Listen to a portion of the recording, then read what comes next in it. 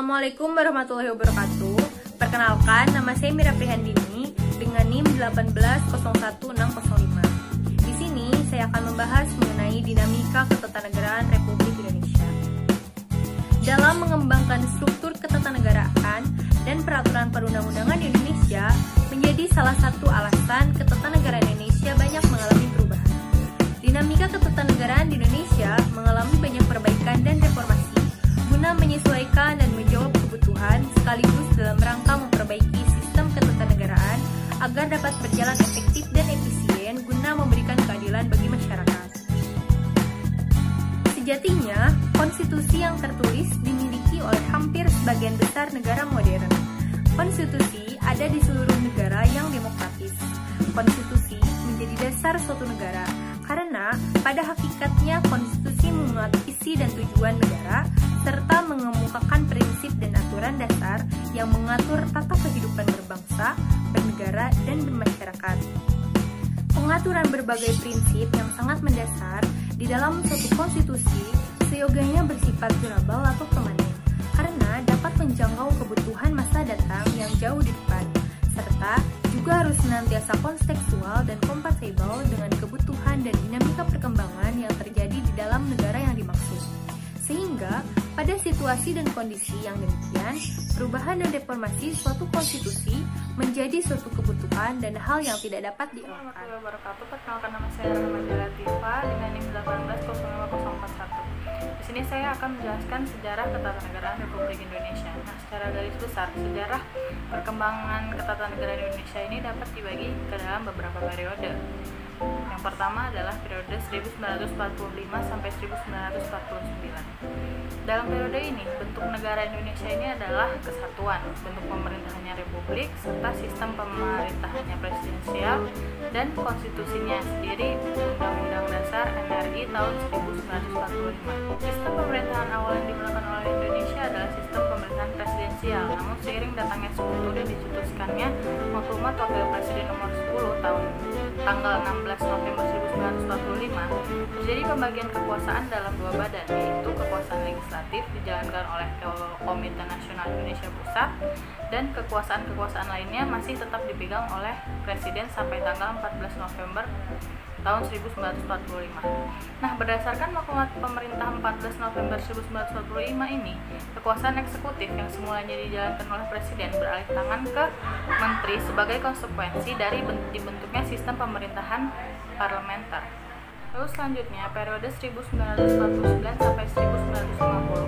Nah, untuk bentuk negara pada periode ini tuh serikat atau federasi, bentuk pemerintahannya republik, sistem pemerintahannya parlementer semu, dan konstitusinya yaitu konstitusi RIS. Adanya konferensi meja bundar antara Indonesia dengan delegasi Belanda menghasilkan keputusan pokok bahwa kerajaan Belanda mengakui kedaulatan Indonesia sepenuhnya tanpa syarat dan tidak dapat dicabut kembali kepada RIS selama-lamanya pada tanggal 30 Desember 1949. Dengan ditetapkannya konstitusi RIS ini, sistem pemerintah yang digunakan adalah parlementer, namun karena tidak seluruhnya diterapkan, maka sistem pemerintahan saat itu disebut parlementer semu.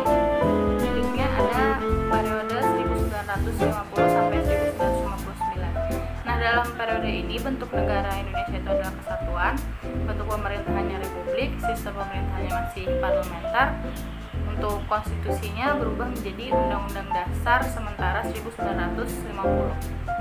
Undang-Undang Dasar Sementara 1950 adalah konstitusi yang berlaku di negara Republik Indonesia sejak 17 Agustus 1950 hingga dikeluarkannya Dekret Presiden 5 Juli 1959. Pemilihan umum 1955 berhasil memilih konstituante secara demokratis, namun konstituante gagal membentuk konstitusi baru hingga berlarut-larut. Pada tanggal 5 Juli 1959 pukul 5 sore, Presiden Soekarno mengeluarkan dekret yang diumumkan dalam upacara resmi di Istana Merdeka. Isi dekret Presiden 5 Juli 1959 antaranya adalah kembali berlakunya Undang-Undang Dasar NRI tahun 1945 dan tidak lagi berlaku Undang-Undang Dasar Sementara 1950. Yang kedua adalah pembubaran konstituante dan yang ketiga pembentukan MPRS dan DPRS. Dikeluarkannya dekret presiden ini diiringi dengan perubahan sistem pemerintahan dari parlementer ke presidensial. Selanjutnya adalah periode 1959 sampai 1966 atau bisa kita sebut dengan Orde Lama. Dalam periode ini, bentuk negara Indonesia ini adalah kesatuan, bentuk pemerintahannya republik, sistem pemerintahan presidensial, konstitusinya sendiri, Undang-Undang Dasar RI tahun 1945. Nah, dikeluarkannya Dekret Presiden 1945 mengembalikan sistem pemerintahan Indonesia ke sistem pemerintahan presidensial. Selanjutnya periode 1966 sampai 1998 atau bisa kita sebut dengan Orde Baru. Nah, untuk bentuk negaranya di Orde Baru ini adalah kesatuan, bentuk pemerintahannya republik, sistem pemerintahannya presidensial, dan konstitusi masih sama dengan Undang-Undang Dasar Negara Republik Indonesia tahun 1945. Selanjutnya adalah periode 1998 sampai dengan sekarang. Untuk bentuk negaranya adalah kesatuan, bentuk pemerintahan republik, serta sistem pemerintahannya presidensial. Tom menjelaskan bahwa sistem pemerintahan Republik Indonesia menurut Undang-Undang Dasar Negara Republik Indonesia tahun 1945 tidak menganut suatu sistem dari negara manapun, melainkan suatu sistem yang khas bagi bangsa Indonesia. Hal ini tercermin dari proses pembentukan bangsa negara Republik Indonesia yang digali dari nilai-nilai kehidupan bangsa Indonesia sendiri. Menurut Undang-Undang Dasar Negara Republik Indonesia tahun 1945, kedudukan presiden sebagai kepala negara dan kepala pemerintahan. Sistem ketatanegaraan yang kepala pemerintahnya adalah presiden dinamakan sistem presidensial. Presiden memegang kekuasaan tertinggi negara di bawah pengawasan Majelis Permusyawaratan Rakyat. Dalam pelaksanaan sistem pemerintahan ini, terdapat beberapa perubahan pokok-pokok sistem pemerintahan Indonesia sebelum dan sesudah amandemen Undang-Undang Dasar Negara Republik Indonesia tahun 1945. Sekian hal yang bisa saya sampaikan, selanjutnya akan disampaikan oleh rekan saya. Assalamualaikum warahmatullahi wabarakatuh. Saya Wulan Siti Saada. Dalam presentasi kali ini saya akan membahas mengenai struktur lembaga ketatanegaraan Republik Indonesia.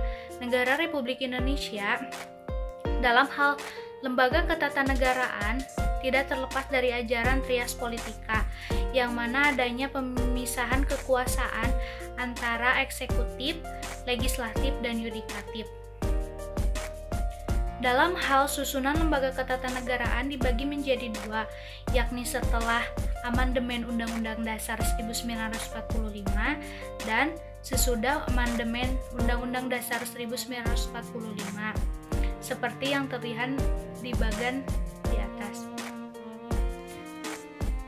Hal yang mendasar dari adanya perbedaan susunan lembaga negara Republik Indonesia terlihat dari kedudukan Majelis Permusyawaratan Rakyat yang bukan lagi menjadi lembaga tertinggi negara. Dan setelah amandemen Undang-Undang Dasar 1945 terdapat penghapusan Dewan Pertimbangan Agung. Selanjutnya, ada perubahan aturan dalam dinamika ketatanegaraan. Yang pertama ada peralihan Majelis Permusyawaratan Rakyat dari lembaga tinggi menjadi lembaga tertinggi. Pada pasal 1 ayat 2 Undang-Undang Dasar Negara Republik Indonesia tahun 1945, setelah amandemen, MPR mempunyai kedudukan yang sama atau sederajat dengan lembaga negara lainnya. Dan yang kedua ada penghapusan Dewan Pertimbangan Agung sebagai lembaga negara pada saat setelah amandemen Undang-Undang Dasar 1945 dengan keputusan Presiden nomor 135 tahun 2003 pada tanggal 31 Juli 2003. Terima kasih. Halo, perkenalkan nama saya Dewi Indri Simanjuntak dengan NIM 180-2372. Saat ini saya akan menjelaskan mengenai implikasi dan impresi dinamika ketatanegaraan Republik Indonesia. Nah, sebelumnya, sebagai negara hukum dan negara demokrasi, Indonesia menjalankan kehidupan berbangsa dan bernegara dengan berpegang kepada konstitusi. Nah, hampir semua negara di dunia yang merupakan negara hukum itu memiliki sebuah konstitusi. Nah, adapun Undang-Undang Dasar Negara Republik Indonesia tahun 1945 menjadi bukti nyata dari dinamika ketatanegaraan Republik Indonesia, karena di dalamnya termuat berbagai aturan yang pada umumnya mengatur mengenai pembentukan, pembagian wewenang, dan cara kerja berbagai lembaga kenegaraan serta perlindungan hak asasi manusia.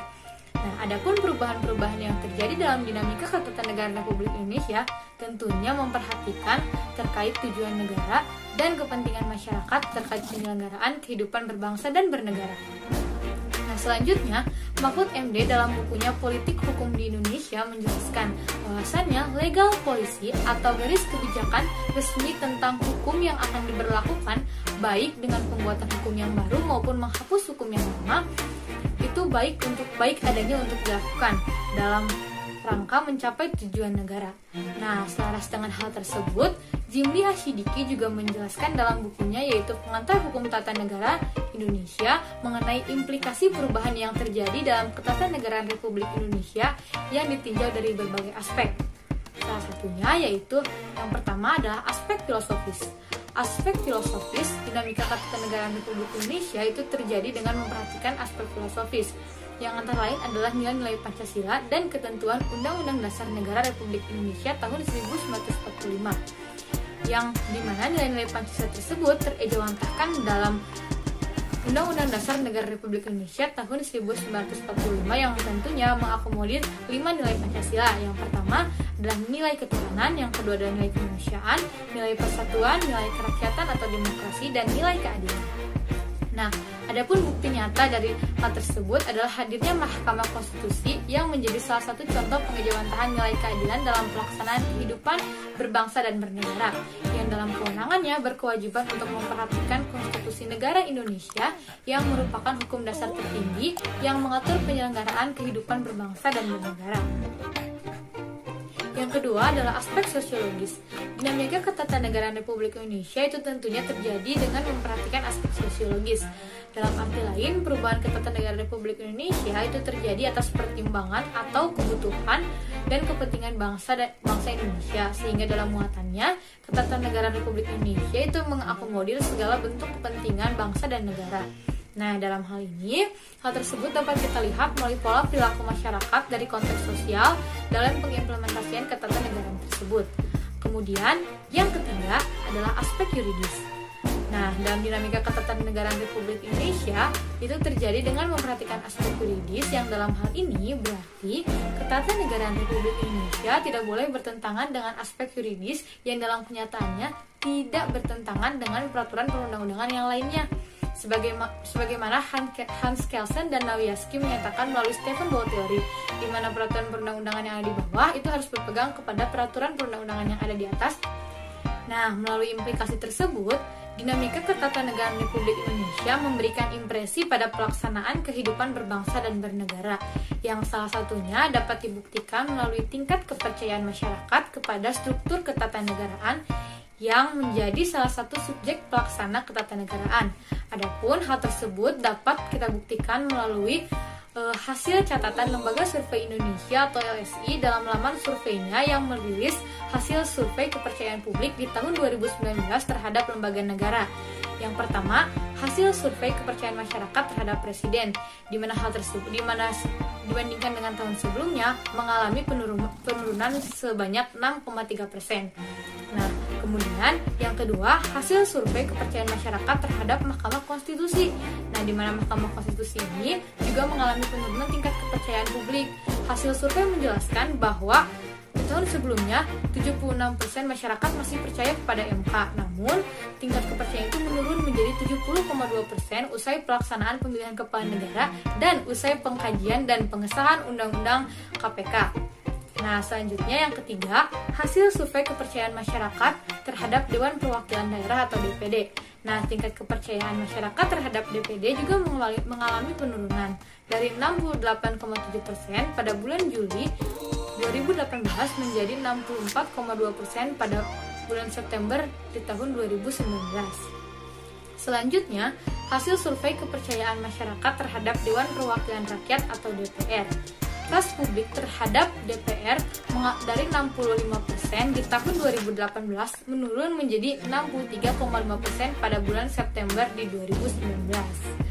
Nah, maka dari itu, hal ini menjadi tolak ukur pelaksanaan ketatanegaraan Republik Indonesia karena sebagaimana dijelaskan di atas bahwa ketatanegaraan Republik Indonesia adalah hubungan antara aturan, struktur ketatanegaraan, dan kewenangannya. Sehingga dapat kita ukur hasil perubahan yang terjadi pada dinamika ketatanegaraan melalui implementasinya. Apakah perubahan tersebut yang terjadi dalam dinamika ketatanegaraan mampu memenuhi kebutuhan masyarakat atau tidak? Sekian dari saya, terima kasih. Baik, selanjutnya saya Muhammad Rafsan Utama di sini akan membahas tentang prinsip ketatanegaraan Republik Indonesia saat ini. Distribusi kekuasaan merupakan hal yang sangat penting dalam dinamika membangun sistem ketatanegaraan. Distribusi kekuasaan yang baik diharapkan terwujud keseimbangan kekuasaan yang antara satu lembaga dengan lembaga yang lainnya saling mengontrol untuk menghindari terjadinya penyimpangan.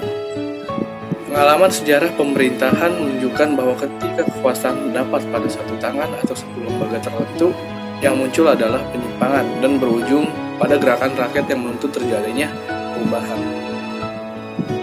Oke, selanjutnya, prinsip apa sih yang dipegang bangsa Indonesia atau negara Indonesia dalam kenegaraan?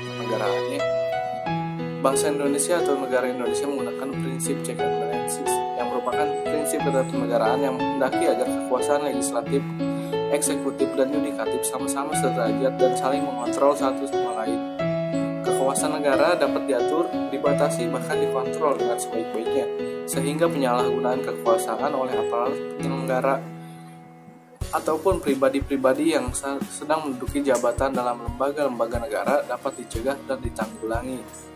Sistem ketatanegaraan Indonesia setelah perubahan Undang-Undang Dasar Negara Republik Indonesia tahun 1945 menganut sistem prinsip check and balances.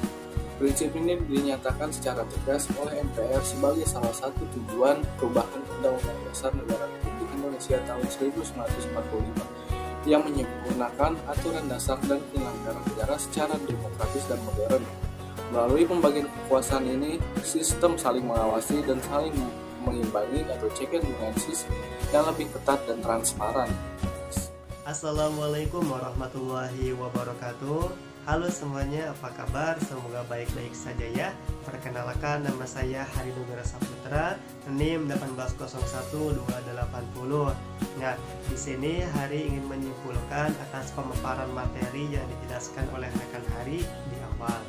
Nah, kesimpulan yang pertama, dinamika ketatanegaraan Republik Indonesia dari awal kemerdekaan hingga saat ini memberikan perubahan baik dari aturan struktur ketatanegaraan maupun wewenangnya.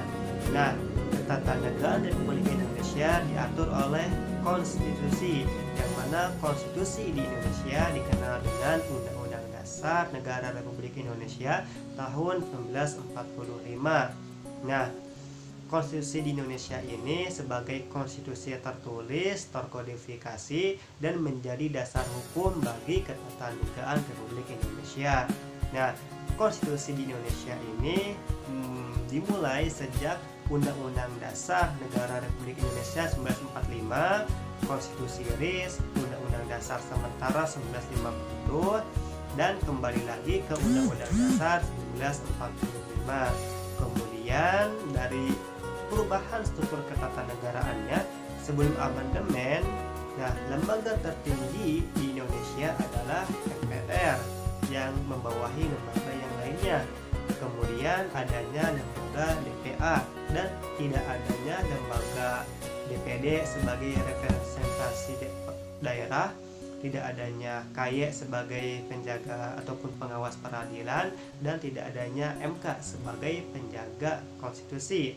Nah, baru ketika sesudah amandemen dengan berjalannya waktu dan adanya dinamika di Indonesia, nah, struktur ketatanegaraan itu berbeda ataupun berubah. Nah, yang mana MPR bukan lagi lembaga tertinggi, akan tetapi setara dengan lembaga lainnya di bawah Undang-Undang Dasar Negara Republik Indonesia tahun 1945.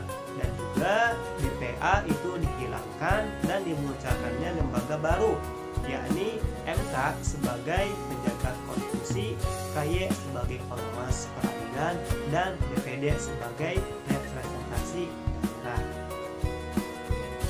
Yang kedua, itu dinamika ketatanegaraan Republik Indonesia memberikan implikasi dan impresi terhadap kehidupan berbangsa dan bernegara.